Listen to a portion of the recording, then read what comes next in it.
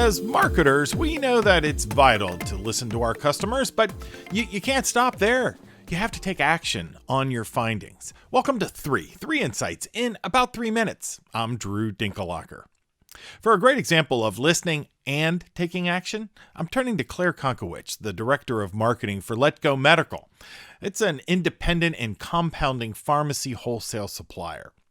Claire, when the pandemic hit, what did you discover by listening to your customers? Through both customer surveys as well as feedback that we're hearing from our customer success team and our account managers, we identified that they have no time. The CDC had thrust upon them that they're now part of the frontline workers. They were delivering booster shots. They were doing the vaccines. They also now had the capability to do the formulations for hand sanitizer when that was in shortage. And then layered on top of that, in their daily to-do tasks, they're also experiencing the same pressure that a lot of the industry is experiencing, where they're losing staff.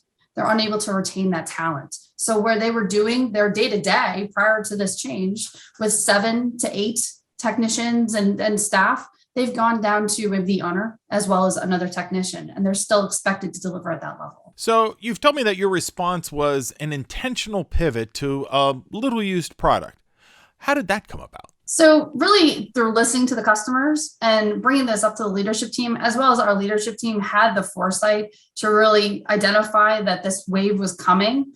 It was being able to listen and pivot to, rather than just selling product, which we had really primarily focused on in the past, pivoting over to services, recognizing that we were now their partner. We were rolling up our sleeves and helping them. So dipping into it, like you mentioned, a area that we were low on really pushing prior to, and really raising that up to the surface. So that it became a higher value because these pharmacies were down to 1 to 2, and they needed the services to be successful. The products just came organically. All right. So now it's 2 years on from the start of the pandemic and your pivot.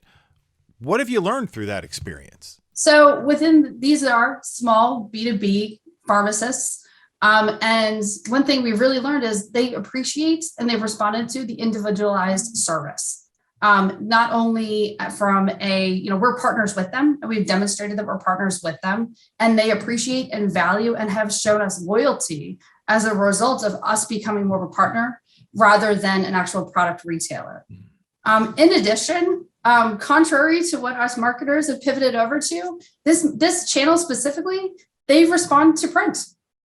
They have, because of the time that they have, they're not traditionally on their phones, they're on their iPads or on their computers. They're in the labs doing the work. So even though we continue with the digital channels of social media and email, giving them a letter, giving them a postcard, that's what they're responding to because that's really where they're paying attention.